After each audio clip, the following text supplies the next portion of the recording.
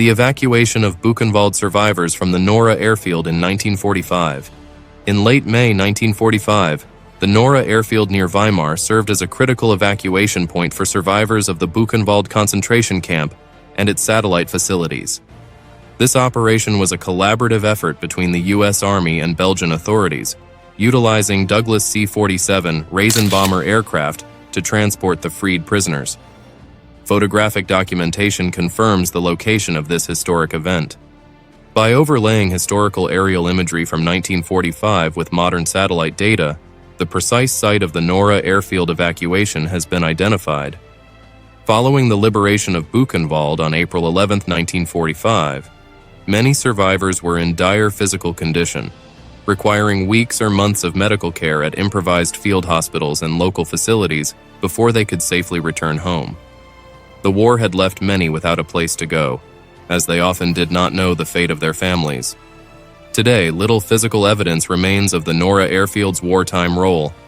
The buildings and runways have been dismantled, with the site now transformed into a nature and landscape park. However, a small museum in the nearby Ulla Community Center preserves the history of this important evacuation operation. This pivotal moment, captured in the photographic archives of the Buchenwald Memorial, serves as a poignant reminder of the resilience and suffering of those who endured the horrors of the Nazi concentration camp system.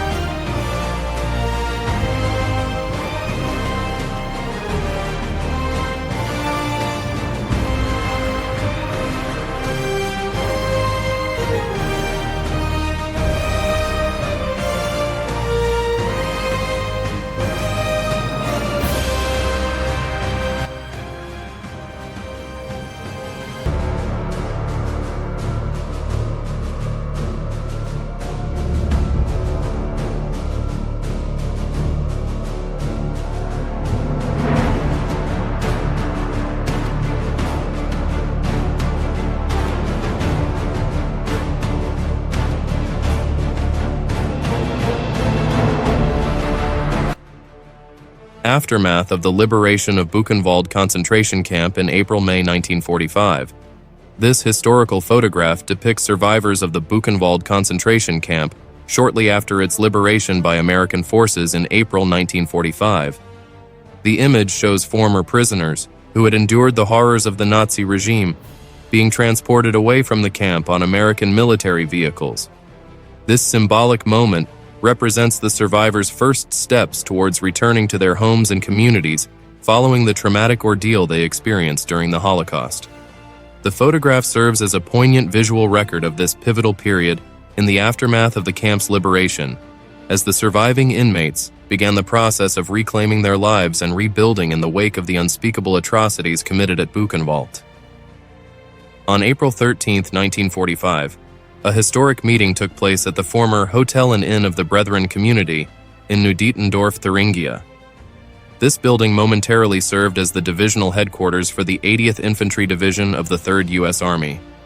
Just a day prior, on April 12th, the inn had hosted a significant gathering of high-ranking military leaders. Generals Dwight D. Eisenhower, Commander-in-Chief of the U.S. Armed Forces, George S. Patton, 3rd Army, Omar Bradley, 1st Army, and McBride, 80th Division had convened at this location. This meeting followed their recent visit to the newly liberated Ohrdruf concentration camp a few days earlier. Tragically, on the night of April 12 to 13, 1945, the generals received news of the passing of President Franklin D. Roosevelt.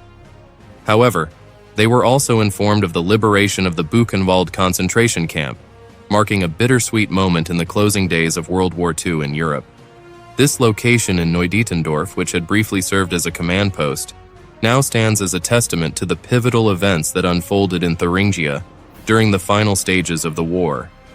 The Hotel and Inn of the Brethren community provides a tangible link to the critical decisions made and historical milestones reached at this site on those fateful days of April 1945. A historical account of the aerial engagement between a German Luftwaffe pilot and an American P-47 Thunderbolt pilot during World War II.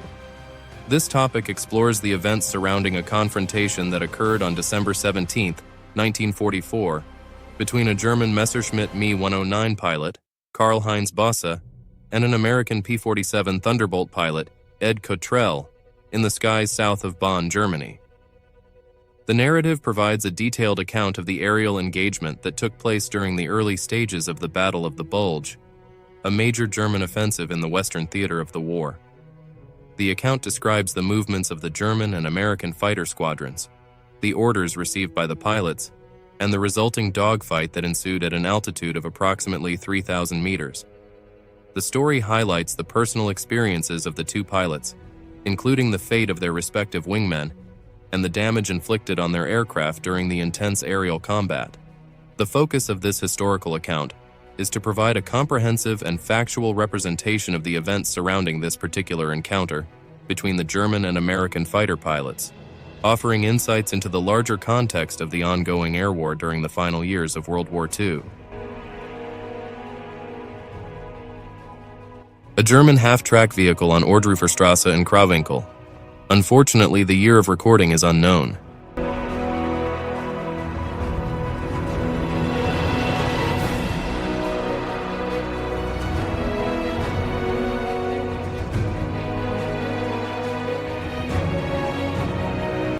Liberation of the Buchenwald concentration camp.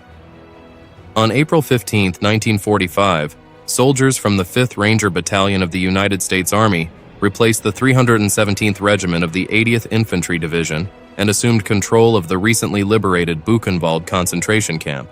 These American troops helped to establish an organized system of first aid and care for the camp's survivors. The following day, on April 16th, over 1,000 civilians from the nearby city of Weimar were brought to Buchenwald on the orders of General George Patton. This directive ensured that the local population could not later claim ignorance or deny the large-scale atrocities that had occurred at the concentration camp. On April 11, 1945, during the final stages of World War II in Europe, the 3rd United States Army, under the command of General George S. Patton, launched a major offensive eastward. As part of this operation, the 4th Armored Division spearheaded the advance, quickly reaching the Saale River near the city of Jena. The photograph depicts U.S. half-track vehicles transporting infantry soldiers of the 4th Armored Division to the Saale River region near the Wenzerla and Burgau areas. The image captures the rapid movement of American forces as they push towards the river, with a large cloud of dust visible in the background, likely caused by the demolition of the Burgau Bridge over the Saale. Despite demands for surrender, the cities of Erfurt, Weimar, and Jena did not capitulate immediately. On April 12th, the 80th Infantry Division was tasked with capturing these urban centers through direct combat. Meanwhile, the 4th Armored Division secured the villages and outskirts north and south of Jena, and U.S. engineers constructed pontoon bridges over the Saale, allowing the 3rd Army to cross the river and continue its advance deep into eastern Germany. This rapid and decisive maneuver by the 3rd Army, spearheaded by the 4th Armored Division, was a significant moment in the final stages of the European War, as American forces closed in on the heart of Nazi Germany. After the capture of the city of Gotha, the 4th Armored Division of the United States military deployed an increasing number of vehicles into the area. The photograph depicts several American tank models, including 2 M18 Hellcat tank destroyers positioned on the right and left, as well as a Sherman M4 105 in the center. These vehicles are descending the Schützenberg, approaching from the direction of Goldbach and turning eastward onto Gartenstrasse. The image was taken from Gartenstrasse just before the Brühl exit with a view of the U.S. headquarters. Since the time this photograph was captured, significant changes have occurred at this particular intersection and location. Regrettably, the building that housed the U.S. military headquarters was demolished in the aftermath of the war. This historical account provides insight into the military movements and presence of American forces in the city of Gotha during a specific period. The detailed description of the vehicles, their positions, and the changes to the local landscape offer valuable context for understanding the events that transpired in this area. The image depicts the arrival of United States military forces in a German city during the late stages of World War II. The scene shows U.S. Army vehicles and personnel, including medical staff, moving through the urban area alongside civilian residents. The U.S. forces established a provisional headquarters in a nearby building, which is not visible in the frame. This headquarters, along with the adjacent square, served as a collection point for German prisoners of war before their transfer from the city. As part of standard protocol when capturing a German city, the American forces required all civilians to surrender any weapons in their possession, including hunting rifles, decorative swords, antique firearms, and even cameras.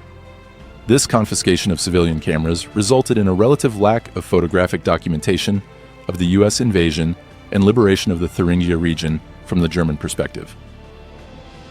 Overall, the image provides a glimpse into the military occupation and transition of control that occurred as U.S. troops advanced into German-held territory near the end of the European conflict. On March 7, 1945, the capture of the Remagen Bridge by the 9th U.S. Armored Division marked a significant turning point in the final stages of World War II on the Western Front. The crossing of the Rhine at Remagen, the last major natural defensive line for the Germans, substantially shortened the duration of the war, sparing the lives of thousands of people. Supreme Commander Dwight D. Eisenhower recognized the immense strategic value of this bridge, describing it as worth its weight in gold. It was the only intact Rhine crossing that fell into Allied hands, secured after a brief but intense battle. Within the first 24 hours, the Americans were able to rapidly deploy around 8,000 troops to the eastern side of the river, establishing a vital bridgehead. Although the bridge was damaged and collapsed 10 days later, the Remagen crossing allowed the American forces to break out and advance swiftly towards the Elbe River, where they eventually linked up with the Soviet Red Army, effectively sealing the end of the war in Europe. In the aftermath, large prisoner of war camps were constructed to accommodate the tens of thousands of German soldiers who surrendered in the final weeks of the conflict. The Remagen Bridge's historical significance is now commemorated at the Peace Museum, located in the bridge's remaining towers.